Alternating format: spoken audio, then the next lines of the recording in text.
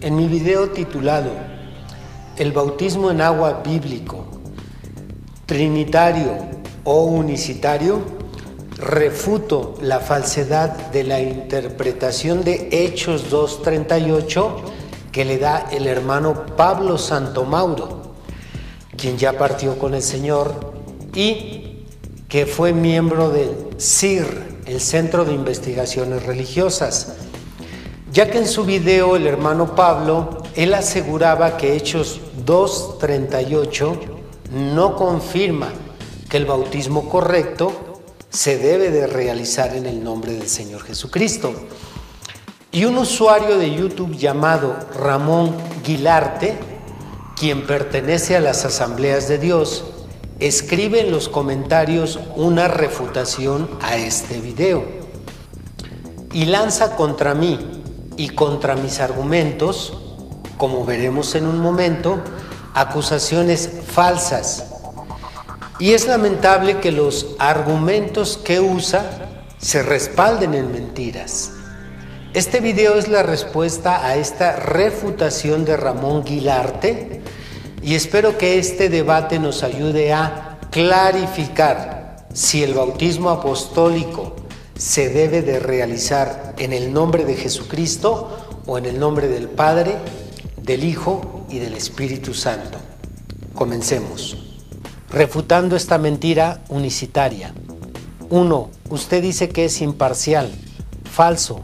Si hubieras sido imparcial, imagínate tú, usted es unicitario. Número 1. De entrada encontramos una acusación basada en una mentira, en donde Ramón dice que yo digo que soy imparcial. Si usted revisa el video, nunca hago tal declaración, pero si la hubiera hecho o di a entender algo como eso, parece que Ramón no entiende cómo situar la palabra imparcial en su contexto correcto. Él escribe que simplemente por ser unicitario se me etiqueta de esa manera. Pero él desconoce que aún teniendo una preferencia o inclinación hacia algo, puede ser imparcial, ya que esta actitud se usa cuando enfrentas opciones. En mi video yo no estoy en busca de ellas, soy quien las está presentando. Así que la palabra imparcial, él la descontextualiza. 2. El bautismo en el nombre de Jesús empezó en 1913, cuando en ese avivamiento que hubo se levantó alguien que dijo que Dios le había revelado bautizar solo en el nombre y no en Mateo 28:19. Antes nadie se bautizaba así.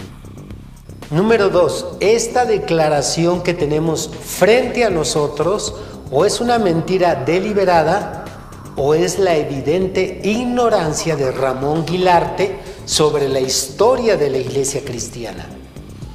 Primero, afirma que el bautismo en el nombre de Jesús comienza en 1913 y luego reafirma que antes de esa fecha nadie bautizaba así.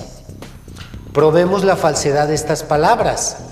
Aunque usted no sea historiador, puede encontrar en la revista Time del 5 de diciembre de 1955 un registro histórico y veredicto con sus fuentes de un bautismo en agua en el nombre de Jesús que tuvo lugar en Roma en el año 100 después de Cristo. Y el registro histórico dice así: el diácono alzó su mano y Publio Decius entró por la puerta del bautisterio. Parado en el bautisterio, con el agua hasta la cintura, estaba Marcos Vasca, el vendedor de madera. Él tenía una sonrisa mientras Publio llegó a su lado en el bautisterio. ¿Credis?, le preguntó. Credo, respondió Publio. Yo creo que mi salvación viene de Jesús, el Cristo, quien fue crucificado bajo Poncio Pilato. Con él he muerto para que con él pueda tener vida eterna. Entonces él sintió los brazos que le sostenían mientras él se dejaba caer hacia atrás en el bautisterio. Y oyó la voz de Marcos en su oído. Yo te bautizo en el nombre del Señor Jesús, mientras el agua fría se cerró sobre él. Así que este registro nos muestra que en el año 100 después de Cristo, todavía la iglesia primitiva practicaba el bautismo enseñado por los apóstoles. 3. Mateo 28:19 no es un simple texto, es una ordenanza de Jesucristo, que no pasa con los demás textos que dicen y que hablan acerca del bautismo. Y esto usted ni lo menciona. Número 3. Yo nunca dije que Mateo 28 es un simple texto. Ramón miente al decir que ni lo menciono. Revisen por favor el video y verán que no solo lo menciono, sino que lo uso como una de mis 2 escrituras base para mi estudio. Aparte de que yo creo que las palabras de Jesús son una ordenanza, pero este no es el tema. 4. El único bautismo ilustrado en la Biblia es el de Jesús y es conforme a Mateo 28:19. Primero lo ilustró y después lo comisionó. Número 4. Dice Ramón que el bautismo de Mateo 28:19 está ilustrado en la Biblia. Ahora solo le pedimos a Ramón que nos muestre los pasajes donde supuestamente se ilustró tal bautismo. Él cita el bautismo de Jesús, refiriéndose a cuando el bautista bautizó a Cristo. Tal vez Ramón nos quiere embabucar con una explicación de que en ese bautismo se oyó la voz del Padre en el cielo y descendió el Espíritu Santo sobre Jesús, y eso es la ilustración. Tal vez, o quizás yo esté equivocado y él tenga otras escrituras, pero si su supuesta ilustración es lo que acabo de mencionar, tal ilustración le puede funcionar como interpretación con personas nuevas en el Evangelio o con alguien que no conoce su Biblia, pero no con nosotros. Pero vamos a esperar que Ramón nos dé las escrituras que respaldan su argumento de tal supuesta ilustración. 5. Dice que los trinitarios bautizándonos en un solo texto y que no existen otros. Amigo, la Shema, Deuteronomio 6:4, está en un solo texto y es el texto más importante para los judíos. Pero como te dije, está en Mateo 28:19, el mandato, y ilustrado en el bautismo de Jesús en los evangelios. No es un solo texto. Número 5.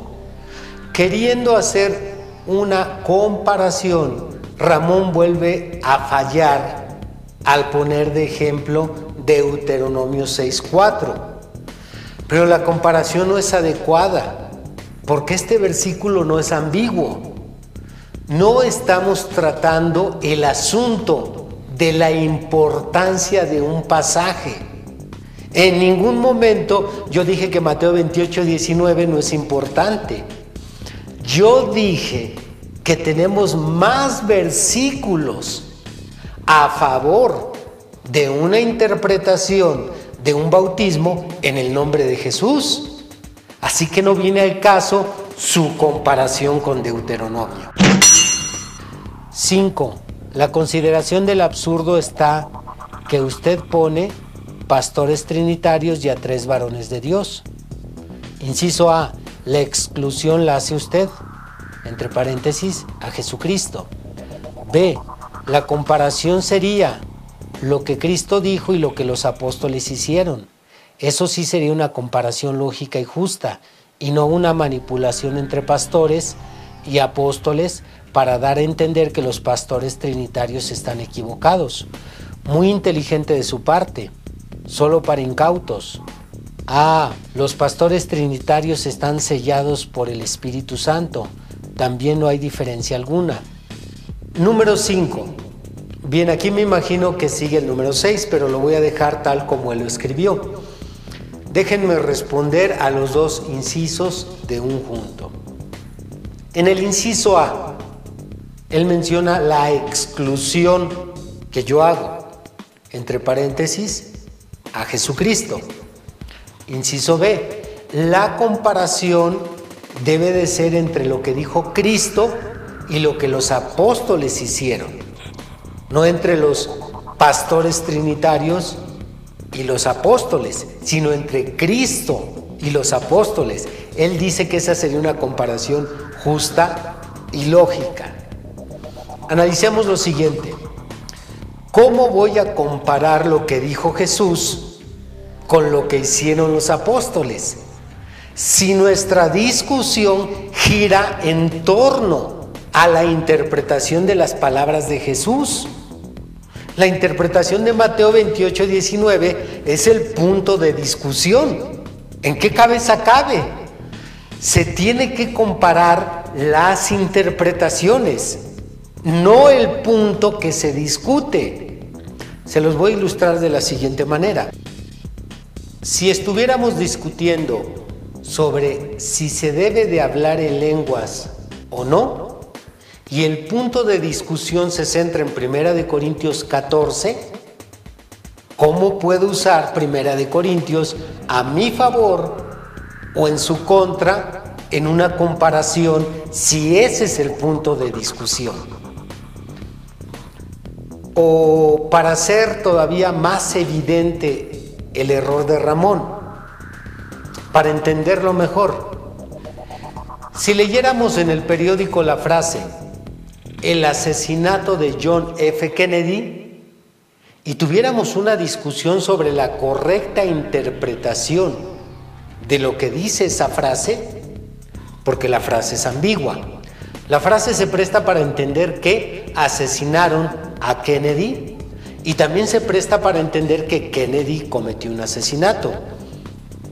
Si tenemos dos locutores hablando de la noticia y uno se refiere al asesinato contra Kennedy y el otro locutor al asesinato cometido por Kennedy, no podemos tomar la noticia del periódico para comparar quién de los dos está en lo correcto, porque es la interpretación de la noticia la que se está discutiendo.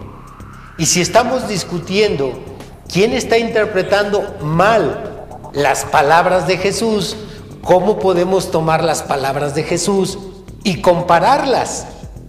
Ramón habla de la lógica, pero es lo que menos usa en lo que él exige.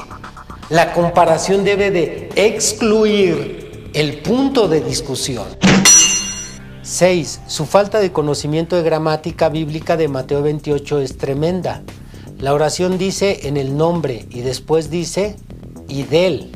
Esto convierte la oración de singular o plural. Que diga nombre en singular es correcto en la Biblia y hay muchísimos ejemplos. Isaías 9:6 dice se llamará su nombre y sin embargo hay muchos nombres puestos. Génesis 2:20 y puso a Adán nombre a toda bestia y ave de los cielos y a todo ganado del campo. Mas para Adán no se halló ayuda idónea para él. No dice nombres. ¿Y cuántos animales eran? Génesis 5:2, Reina Valera 1960. 2. Varón y hembra los creó y los bendijo y llamó el nombre de ellos, Adán, el día en que fueron creados. No dice nombres, solo nombre, y dice de ellos. Génesis 6:4, Reina Valera 1960. 4. Había gigantes en la tierra aquellos días, y también después que se llegaron los hijos de Dios a las hijas de los hombres, y les engendraron hijos. Estos fueron los valientes que desde la antigüedad fueron varones de renombre. Solo dice renombre, no renombres. Génesis 48:6, Reina Valera 1960. Y los que después de ellos han engendrado serán tuyos, por el nombre. De sus hermanos serán llamados en sus heredades. No dice por los nombres, y te puedo poner más ejemplos. Número 6.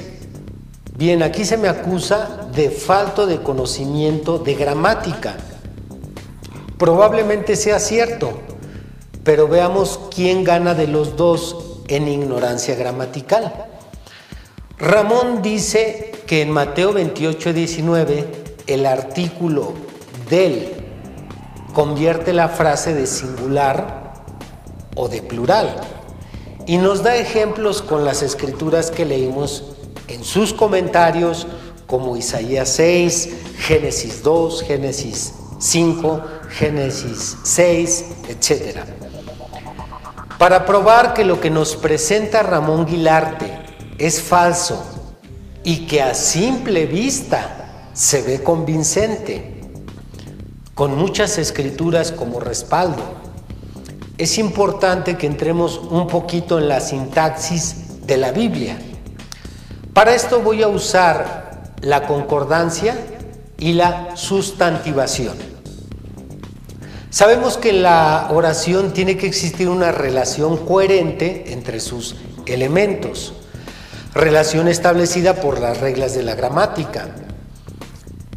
A dicha relación coherente se le conoce como concordancia, y la concordancia se puede dar en dos niveles: igualdad de género entre el sustantivo y el adjetivo, e igualdad de número y persona entre el verbo y el sujeto. Voy a tomar el segundo nivel y, por poner un ejemplo, cito la frase: el pastor conduce a su rebaño. Aquí encontramos concordancia en número entre el sujeto y el verbo, porque el sujeto está en singular y el verbo está en singular. No habría concordancia si dijera: el pastor conducen a su rebaño, porque mientras el sustantivo está en singular, el predicado que contiene el verbo está en plural. Ahora veamos el truco semántico que trata de usar Ramón. Él dice que Isaías, como ejemplo que nos pone, sufre un cambio de singular a plural, como sucede, según él, con Mateo 28:19. Y en esta escritura que nos da de Isaías 6, que dice así: y se llamará su nombre admirable, consejero, Dios fuerte, Padre eterno y príncipe de paz. Ramón dice: vean, hay un singular en el nombre y luego sigue un plural, la lista de nombres. Pero aquí en Isaías 6 se está sustantivando la categoría gramatical para que funcione como sustantivo y no está funcionando la palabra nombre como tal. Porque nombre en esta oración es el sujeto. Sería diferente si dijera: y su nombre será. Pero vean cómo dice el versículo. Dice: se llamará su nombre. Mientras que en Mateo 28:19, nombre no está sustantivado, sino que hace la función de categoría gramatical. Así que la comparación de estos dos versículos no vienen en la misma línea. Y los otros que nos cita, algunos contienen la misma mala comparación y otros algo similar. Bendiciones a ti. Si hubieses sido imparcial, quizás hubieses sido más moderado. Mi intención no es ofender, sino refutar algo por lo cual creo que está mal. Y me dolió que mencionaras a Pablo Santomauro, que no está en vida para responderte. Yo no le llego ni a la chancleta a Pablo, pero he estudiado un poquito y conozco muy bien la unicidad. Busca Miapic, tendrás muchas respuestas al bautismo verdadero. Mi correo es: Ramón expresa que le duele que yo haya hablado de Pablo Santomauro y me presenta como un aprovechado. Citando sus palabras, él dice: como no está Pablo para responderte, por eso eres parcial. Pero ustedes pueden ver en mi video que yo invito a cualquiera que sea miembro del CIR a que respondan en ausencia del hermano Pablo Santomauro. Así que no me estoy aprovechando de su ausencia. De hecho, tengo 2 cápsulas donde confronto a Luis Carlos Reyes, quien también es miembro del CIR y con quien mantengo comunicación por correo, y acordamos un debate por internet. Ya nada más es cuestión de fijar la fecha. Así que no sé por qué se expresa así de mí Ramón. Él deja más preguntas en otro comentario sobre el tema, pero antes de pensar en responder cada una de ellas, voy a esperar la refutación de Ramón Guilarte a este video. Mientras, podemos concluir que su refutación se basa en mentiras, falsas acusaciones y tergiversaciones, y no aportó nada que favoreciera que el bautismo apostólico es en el nombre del Padre y del Hijo y del Espíritu Santo.